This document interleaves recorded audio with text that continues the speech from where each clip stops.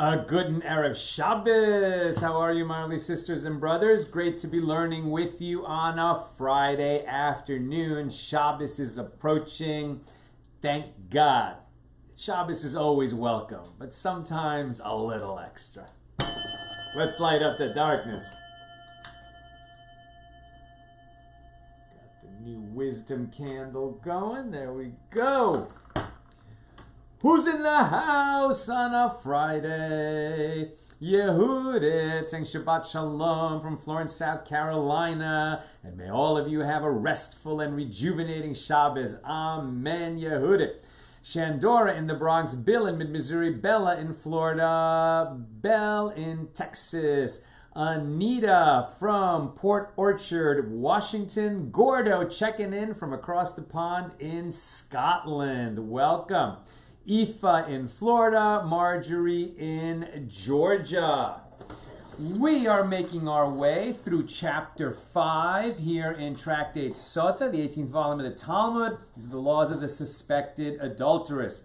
Here in chapter 5, we have some teachings that came from Rabbi Akiva and others on the day that Elazar ben Azariah became the Nasi, became the head of the Sanhedrin. After Rabban Gamliel was temporarily deposed. And on that day, they let many more students and other sort of types of teaching were allowed for the first time. And so a whole bunch of new laws came in, some of them with respect to the Sotah. And once we brought in some of these new teachings from that day in Jewish history, when the doors of the study hall were sort of opened up and in a more, a less restrictive manner, let's say. So having brought in some of those teachings, we hear a few others here in this tractate that really don't have anything to do with the Sotah, but the Talmud is often like that, having introduced a teaching of a certain sage or a teaching taught in a certain style. It might leave the subject at hand and bring in other teachings of that sage or of that style. We'll do that digression for a while, and then we'll get back to the subject at hand. We'll see some of that today. Okay, so our daf today is page 28. We pick it up at the bottom of 27b with beginning the Gemara on Mishna number 1 that we read at the end of yesterday. The Gemara. It is stated in our Mishnah that just as the water evaluates whether the woman was unfaithful, so too the water evaluates whether he committed this sin, right? So these are the laws of the suspected adulteress. A husband warned his wife, don't seclude yourself with a particular man. He gave that warning in front of witnesses, and then she went ahead and secluded herself with that particular man, and witnesses saw that also. At that point, she becomes prohibited to her husband. When the temple is standing in Jerusalem, as it was until about 2,000 years ago, the husband could take his wife to the temple. They would have chaperones, Torah scholars along with them, because the husband and wife are prohibited to each other. And during that journey, they cannot cohabit. And they cannot cohabit until she drinks the bitter water, which would prove her innocence. If indeed she's innocent, that's why she should drink the water. If she's guilty, she should not drink the water because it will kill her. Now, what we're seeing here in our Mishnah, here in chapter 5, is that just as the bitter water evaluates her, so too it evaluates her paramour, meaning that if she's guilty, at the moment that she drinks that bitter water, which is going to cause her to die, it will also cause her lover to die no matter where he is in the world. He's not present when this ritual is performed in the temple, but if he committed this sin with her, this sin of adultery, then he will receive the same effect from her drinking the water as she does. Right? So it is stated in the Mishnah that just as the water evaluates the woman, whether she was unfaithful, so too the water evaluates whether he committed this sin. So the Gemara asks, to whom does this refer? Who are we talking about? The husband or the lover? So to whom does this refer? If we say it is referring to the husband, well, what did the husband do that he should be evaluated? She was unfaithful, or at least act in a manner that has the appearance of impropriety, and that's why she's going to be tested. What did the husband do wrong? And if you would say, now we're on 28a, that if he, the husband, has committed a similar iniquity, the water evaluates his actions. Who's this chutzpahdik man that he's cheating on his wife, and now he's going to bring her, to the temple to have the waters evaluate whether she's cheating on him. What's good for the goose is good for the gander, so to speak. So perhaps if he is, going to have the moxie, as it were, to bring his wife to have her evaluated while he himself is performing similar deeds, perhaps the water will evaluate him too. That when she drinks it, if he has cheated on her with someone else, he will suffer the same fate as his wife if she has cheated. Perhaps even if she's innocent, the water will clear her, but perhaps when she drinks it, if he's guilty, he will die. That's a possibility, but that's not what's going on here. Rather, but isn't it taught in a baraisa? And if you would say that if the husband has committed a similar iniquity, the water evaluates his actions, this is difficult. As in a case where he, the husband, has committed a similar iniquity, does the water even evaluate her? Right? We learned earlier that if the husband is cheating on his wife, then the water will not evaluate his wife. Right? Once he acts in that manner, he has removed them as a couple from the parameters of the sota ritual. If he's cheated on her, if he is unfaithful to her, then the waters won't evaluate whether she's innocent or not. Right? In other words, the water will not kill her if she's guilty. Right? But isn't it taught in a baraisa that the verse, and the man shall be clear from iniquity, and that woman shall bear her iniquity. Numbers 5:31. So that's part of the sota passage, which indicates that if the husband does not have iniquity, the water will evaluate her. But if he bears his own iniquity, then the water will not evaluate her. Right? This indicates that only when the man is clear of iniquity does the water evaluate the fidelity of his wife. But if the man is not clear of iniquity, meaning if he has cheated on her, then the water does not evaluate the fidelity of his wife. And if the Mishna rather is referring to the alleged paramour, right? That's what we're actually talking about, as we discussed yesterday, that when she drinks the water, if she's guilty, it's her lover who will be evaluated at the same time. Even though he's not here, if she's guilty and dies, he will drop dead wherever he is.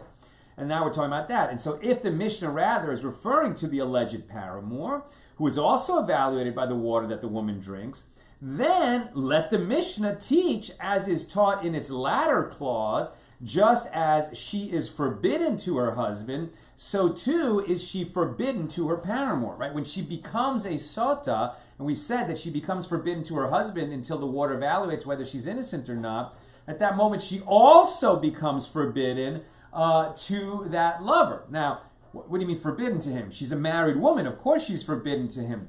But even if they decided not to evaluate her and just to get a divorce, the fact that she was warned not to seclude herself while she was married with that man, and then she did seclude herself with that man, and this was all witnessed, that renders her prohibited to her husband and prohibited to that lover, so that if she then divorced her husband, or if she and her husband divorced, she can't just go to the arms of her lover. She's actually prohibited to that man because she behaved inappropriately with him. So, what the Gemara is saying here is, well, the Mishnah was clear when saying that just as she becomes prohibited to her husband, so too she becomes prohibited to the lover. So why wasn't the Mishnah clear when it said that just as it evaluates her fidelity, it also evaluates her lover's fidelity? Why was the Mishnah ambiguous and just used a pronoun in place of a proper noun with respect to who gets evaluated, whereas it used the proper noun and was much clearer in terms of who she's prohibited to, both the husband and the lover? Why was the Mishnah more ambiguous is the question. And the Gemara answers, the entire Mishnah actually does refer to the lover. Just as she's prohibited to her husband, she's prohibited to her lover. Just as the water evaluates her, so too it evaluates her lover. So the entire Mishnah actually does refer to the lover, the paramour, and the reason he is not mentioned explicitly in the first clause of the Mishnah is because since it teaches that the water evaluates whether the wife was unfaithful by using the direct object her, that pronoun, it also teaches that the water evaluates whether the paramour committed the act by using the direct object him, without mentioning the lover explicitly. In the latter clause of the Mishnah, on the other hand, since it teaches explicitly that the woman is forbidden to her husband, it also teaches explicitly that she is forbidden to her lover, right? So basically, the Mishnah is stylistically consistent, and when it uses the proper noun for one, it uses the proper noun for the other, and when it uses a pronoun for one, it uses a pronoun for the other. New subject. In the Mishnah, Rabbi Akiva proves, and if you're wondering who just walked through, that's Glenn, our editor on the movie on Man in the Long Black Coat, doing an amazing job. This is our edit bay right here. You're seeing it all come together. I take a break to teach the class, and then I go right back to cutting the movie.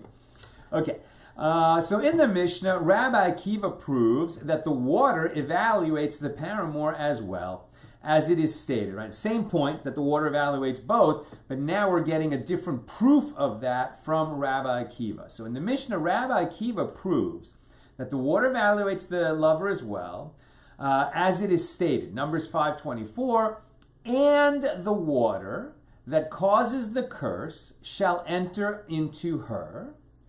And at Numbers 5:27 it says, and the water that causes the curse shall enter into her and become bitter.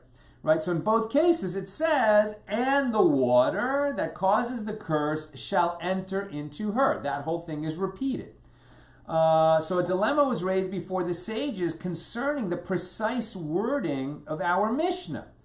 Does the Mishnah state, shall enter, ba'u, and then afterwards state, and shall enter, uva'u, right? When you add a vav in front of a word that already begins with that vav sound, it becomes a u sound, right? So if you were going to make ba'u, and you want to say, shall enter, and you wanted to say and shall enter, instead of saying v'va'u or v'ba'u, you say uva'u, right?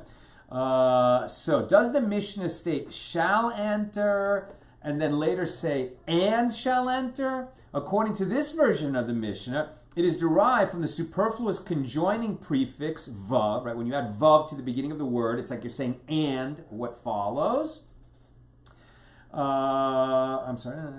Right, so according to this version of the Mishnah, it is derived from the superfluous vav that the paramour is also evaluated by the water. Or alternatively, does the Mishnah state, and shall enter, and then again say, and shall enter, indicating that this law is derived from the repetition of the phrase in two separate verses, right?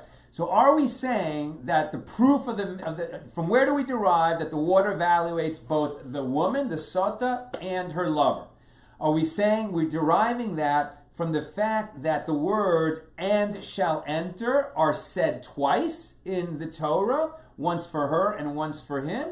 Or are we deriving this, that the water evaluates both her and her lover, from the fact that there's a vav added to the second use of the phrase?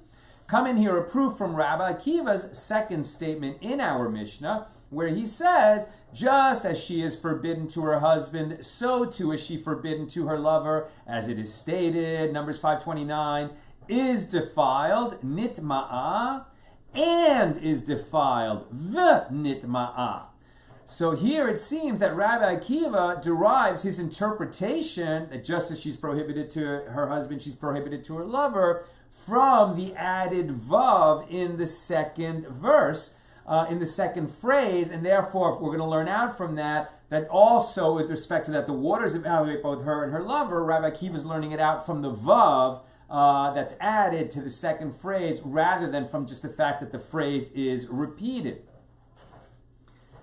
And the Gemara asks, okay, but still, let the dilemma be raised with regard to this law also. Does Rabbi Akiva state that the source for the law is the mention of the phrase is defiled which is repeated, is defiled in two different verses, Numbers 5:14 and Numbers 5:29? Or does Rabbi Akiva state that the law is derived from the superfluous vav, is defiled, and then rendering it and is defiled? So coming here a proof from the fact that the Mishnah teaches in the latter clause that Rabbi Yehuda Hanasi, Rebbe, says the two times that the wife's defilement is stated in the passage, namely, and he warns his wife, and she is defiled. And in the latter verse, when a wife being under her husband goes astray and is defiled. So this indicates that there are two prohibitions due to the fact that she was defiled. One is to forbid her to her husband, right? When she's a sota, she's prohibited to her husband. And the other is to forbid her to her lover. Now that she became a sota, she's not going to be permitted to her lover, and she's never going to be permitted to her lover.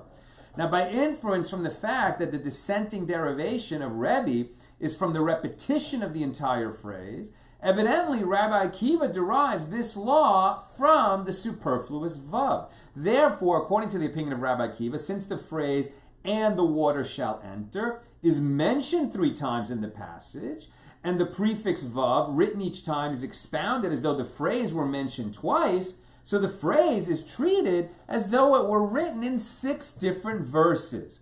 And why does this matter? What are we going to learn? 6 different principles from the syntax of these words in the Torah. And the Gemara explains. One of the mentions in Numbers 5:27 is interpreted for the command concerning her, the woman, meaning that God empowered the waters to punish the woman. And another, so that's 1 of 6. Number 2 of 6, the prefix vav in that same verse is expounded for the command concerning him, the lover, that he too shall be punished by the water if he is guilty. Another mention of the phrase is in the description of drinking the bitter water of a sota, Numbers 5:24. So this is interpreted for the execution of her punishment, as the punishment will go into effect so long as the process was performed properly.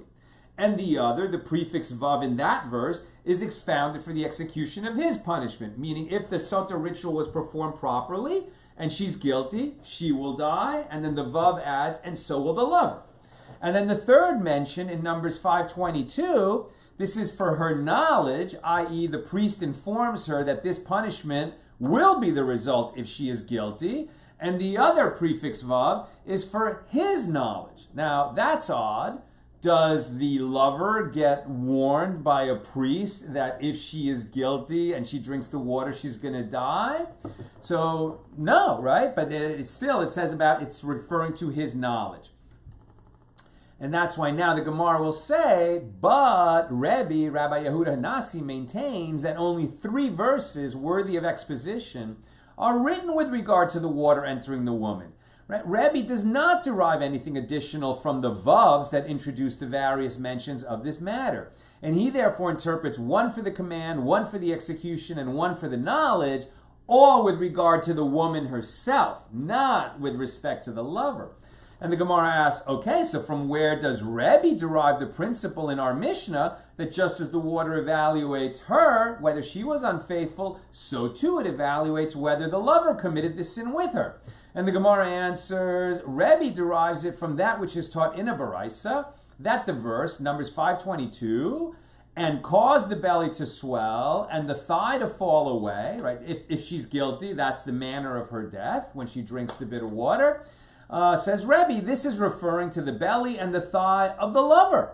Now, do you say that the intention is that the belly and the thigh of the lover, or is it only the belly and the thigh of the adulteress, the sota herself? Now, when it says later, and her belly shall swell and her thigh shall fall away, the belly and the thigh of the adulteress are explicitly stated. And therefore, how do I realize the meaning of the former verse and cause the belly to swell and cause the thigh to fall away?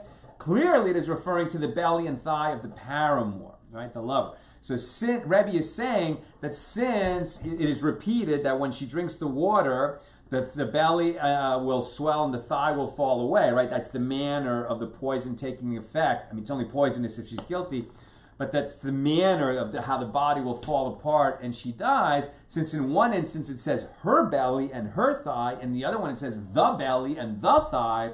the one with the is referring to the lover rather than to her. And that's how Rebbe derives that just as the water evaluates her, so too it evaluates her lover.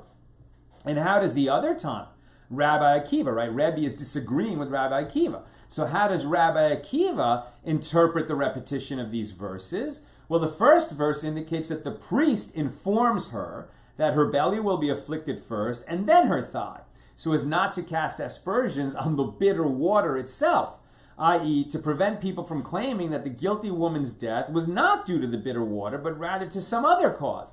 And the reason people might claim this is that the priest says to the woman, "The Lord will make you a curse and an oath among your people when the Lord makes your thigh fall away and your belly swell." And this seems to imply that her thigh is supposed to be afflicted first, before her belly. Therefore, when her belly swells first, people might conclude that it is not due to the water. It is for this reason that the priest needs to inform her that the belly will swell first. And why does the other Tana, Rebbe, disagree with Rabbi Akiva? The Gemara answers, if it is so that the verse, "and cause the belly to swell and the thigh to fall away," is referring to the woman, so the verse should have written her belly and her thigh. What is meant by the belly and the thigh? Conclude from it that it is referring to the belly and thigh of the lover, right? That's Rebbe's point of view. And the Gemara asks, well, and say that the entire verse comes for this, to indicate that the water evaluates the lover as well, and does not teach the order of punishment as Rabbi Akiva would maintain. So the Gemara answers, well, if so, the Torah should have written his belly and his thigh. What is the meaning of the general wording, the belly and the thigh? Conclude from it two conclusions. That this is teaching the order of the physical, punishment that will accrue to her when she drinks the water if she's guilty, and the fact that this will happen to the lover as well as to her. New subject. It is stated in the Mishna that Rabbi Yehoshua said, that was how Zechariah ben Hakatzav would interpret it. Rabbi Yehuda Rebbe says, the two times that the defilement of the wife is stated in the passage indicate that there are two prohibitions that arise from her defilement. One is to forbid her to her husband, and the other is to forbid her to her lover, as we've learned. So the sages taught in a baraisa with regard to the three times that the defilement of the wife is stated in the passage, namely, if she is defiled, and he warns his wife, and she is defiled, Numbers 5:27 and Numbers 5:14. And when a wife unto her husband goes astray and is defiled, right? So is defiled is stated three times. So why are all three necessary? Right? We're referring, in other words, this whole passage of the Sotah could have just said, if a spirit of jealousy comes on a man because he thinks his wife is doing something, and he warns her, and then she secludes herself with that man, then she becomes prohibited to her husband, and her husband will take her before a priest, and they will cause the waters to enter into, and he will say to her, if you are guilty, these waters will kill you. And then she drinks the water, and if she's guilty, it will kill her. Like the whole thing could have been stated, in maybe 4 or 5 verses. And instead, it's 20, 25 verses. So why are there 20, 25 verses? Because there's a bunch of repetition. Why is there this repetition? To teach us additional laws that are not immediately apparent, right? As is always the case in the Torah. So here we're asking, with regard to this phrase, is defiled. With regard to she is defiled. Why is it stated 3 times? One is to prohibit her to her husband because she became a sota. One is to prohibit her to her lover, as we've been discussing, and one is to prohibit her from partaking of teruma, even if she is the wife of the daughter, even if she is the wife or daughter of a priest. This is the same in Rabbi Akiva. So here's a new idea that we haven't discussed yet: that if a woman is a sota, right, not a confirmed adulteress, which would certainly render her prohibited from consuming teruma, right, consecrated food that only priests can eat, but members of the priest's household can also eat it, right? Teruma is the first tithe of produce in the land of Israel, and it's given to priests, and priests can only eat of that consecrated food, consecrated for the use by priests. but they can only eat it if the priest is in a state of purity, right? He is not tameh, he is tahor, ritually pure.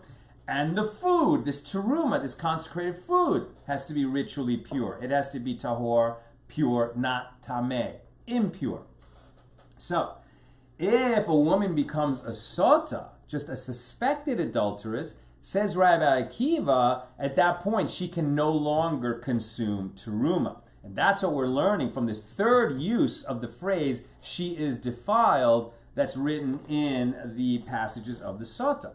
Now, Rabbi Yishmael said, and let's just double check that.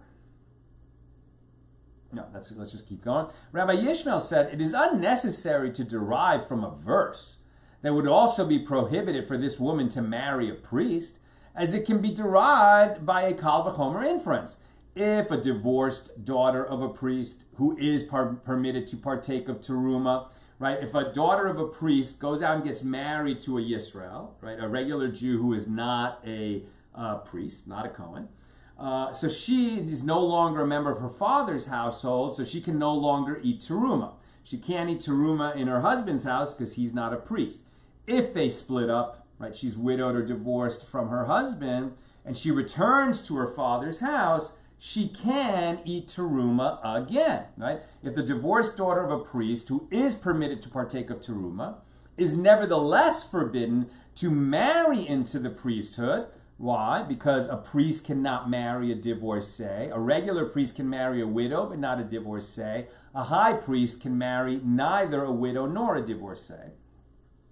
Then, with regard to this sota, who is forbidden to partake of teruma, is it not logical that it is also prohibited for her to marry into the priesthood? Now, this Baraisa continues by citing additional expositions involving the verse, and she is defiled, from Numbers 5:14. What is the meaning when the verse states, with regard to the cases in which a husband can compel his water to drink the bitter water of a sota, quote, and he warns his wife, and she is defiled, or if the spirit of jealousy comes upon him and he warns his wife, and she is not defiled? That's what the water evaluates, right? He suspects his wife, and then she secluded herself with that man, so now raised the suspicion level very high, and legitimately so, since she was warned not to seclude herself with that man, and she did it anyway. That's why the suspicion level is very high.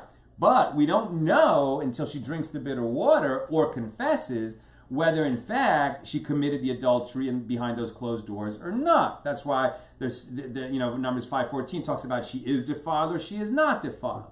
So now it says the Gemara, if she is says the Gemara is now quoting this Baraisa, if she is defiled, why does she need to drink?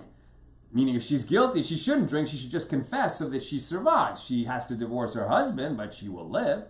And if she is not defiled, why does he make her drink? Why does the husband have to make her drink if she is not defiled? She should want to drink to prove her innocence. And the Baraisa answers, the verse tells you that it is discussing a case where there is uncertainty as to whether the woman was faithful to her husband, and yet it is prohibited for her to engage in sexual intercourse with her husband until the matter is clarified. That is the case of the sota, right? We don't know whether she was defiled or not, right? We don't know the answer to that yet. But she is prohibited to her husband until we get that clarification, right? We've said that all along. Now, the Baraisa and elsewhere in the Talmud is learning out from that principle that because she might end up being fully prohibited to her husband when it is, when she confesses or the water, if she confesses or witnesses come forward, etc., once it's proven, once it's established clearly that she committed adultery, then she's definitely prohibited to her husband. But even while we have uncertainty whether she committed adultery or not, as a sota, she is prohibited to her husband. From that principle, the sages learn out that there are other cases where the uncertainty that something might be prohibited causes us to treat it as prohibited in the meantime. From here, you can derive the law in a case of uncertainty with regard to the carcass of a creeping animal, right? A sheretz. Meaning if a dead creeping thing fell into an earthenware vessel, it's going to render that vessel impure, and because it's earthenware, it can't be fixed, it can't be purified, it has to be smashed, right? Now, what if we're not sure whether the sheretz fell into that earthenware vessel or not? Right? That is a tough case. So here we go.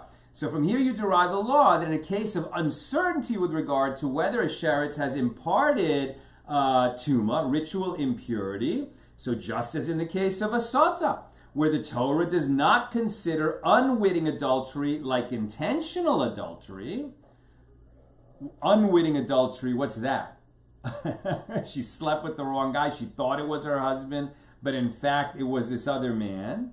That could be mistaken adultery, like she didn't mean to commit adultery, or it might mean that she was raped, right? That she was raped. She didn't do anything wrong, right? So just as in the case of a sota, where the Torah does not consider unwitting adultery like intentional adultery, and rape is not treated like a willing transgression, because if a married woman committed adultery unwittingly, or if she was raped, in other words, she had no intention to commit adultery. So either she was raped, or somehow she made a mistake. She thought she was sleeping with her husband, but instead was sleeping with this guy pretending to be her husband. So then she did nothing wrong.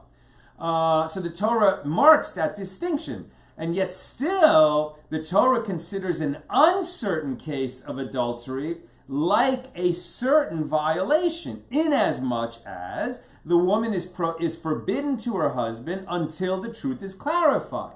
So you might think that since, if it turned out that it was unwitting adultery, right, like that she didn't do it on purpose, that she didn't intend to cheat on her husband at all, in which case she's clear, you might have thought that since that is the case, that therefore, until we clarify whether she committed adultery or not, she should remain permitted to her husband. The Torah teaches us no, right? Until we clarify whether she committed adultery or not, she's prohibited to her husband. Since that's the way the Torah addresses this situation, so too, with regard to the dead creeping thing, the sheretz or other agents of impurity, ritual impurity, where the Torah does consider unwitting contact with impure items like intentional contact, as one contracts impurity whether or not his contact was intentional. Right? If a sheretz falls into an earthenware vessel, it doesn't matter whether you dropped it in there on purpose or by accident, it's still going to render that earthenware vessel impure.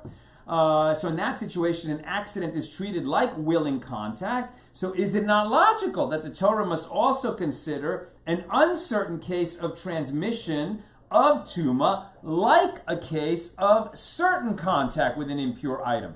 Accordingly, any cases of uncertain teruma, uncertain ritual impurity, should be treated like certain impurity. And the Baraisa continues, and now we're on 28b, which we're only going to, it's a short page, and we're not even going to do all of it, so I'm almost done. If you got questions or comments, get them in. So the Baraisa continues, and since the case of a sota is the source for the law with regard to uncertain ritual impurity, the details of the law are also derived from the case of a sota. Therefore, from the place that you came, meaning from the source, right? Since we're deriving laws of uncertain ritual impurity from the law of uncertain adultery, so how far do we take this analogy? Since we're deriving it from that source, how many aspects of the law of the sota are we going to apply to the case of uncertain teruma? Therefore, from the place that you came, meaning from the source, it is derived that just as the prohibition with regard to a sota applies only when the uncertainty arises in the private domain, right? This is definitely a private domain offense, adultery, i.e., when she has secluded herself with the alleged lover, so too, uncertain contact with the carcass of a creeping animal renders an item impure only if the contact was in the private domain. Interesting, right? They're learning out the law that we don't know whether she committed adultery or not. But until we clarify that, she's prohibited to her husband. So, in a case of uncertain teruma, we're not sure if the dead creeping thing fell into that clay oven, an earthenware vessel. Since we're not sure, we're going to treat it stringently and say that clay oven is impure, right? But just as the cases of the sota all happen in the private domain, so too we're going to limit this application of treating uncertain cases stringently only if they happen in the private domain. And so if if it's possible that a sheretz fell into a clay oven, but we're not sure if it did or not, and that happened in the public domain, there we're going to be lenient, whereas when it happened in the private domain, there we're going to be stringent. And furthermore, just as a sota is an entity that has awareness in order for her to be asked whether she actually committed adultery, so too, contact with the sheretz renders an item impure only if it is an entity that has awareness in order for it to be asked. Meaning, a person or an item that may have contracted impurity in a place where a person was present and could have known. Right? What is the law about this?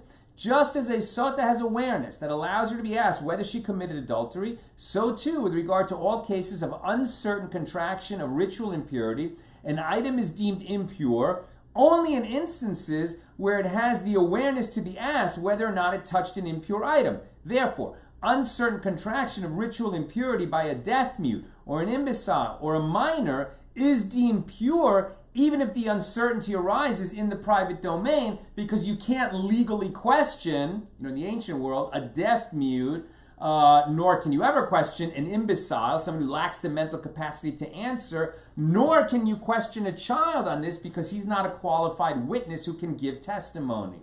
And the Baraisa concludes, and from here the sages stated that if an entity that has awareness, in order for it to be asked, may have contracted impurity in the private domain, its uncertain impurity renders it impure.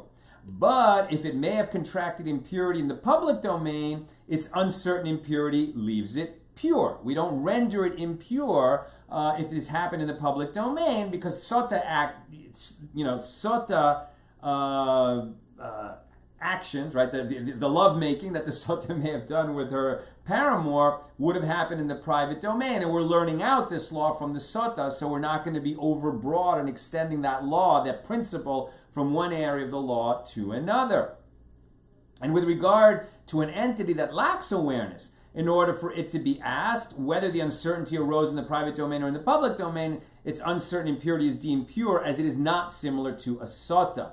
I guess what that means is, let's say, you found, you walked into your storage shed where there was this vessel, let's say this clay oven, and there was a dead creeping thing next to it, and let's say the clay oven was turned over on its side.